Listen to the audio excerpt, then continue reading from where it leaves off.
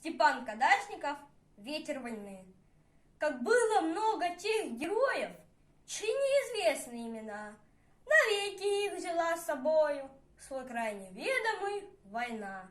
Они сражались беззаветно, патрон последний берегли, их имена приносят ветром, печальным ветром той войны. Порой слышны на поле боя через десятки мирных лет: «Прикрой меня! Прикрой, Коля!» И вспыхнет вдруг ракеты свет. А Коля в этом тихом поле лежит, не станет никогда. Лишь горький ветер нам порою припомнит страшные года.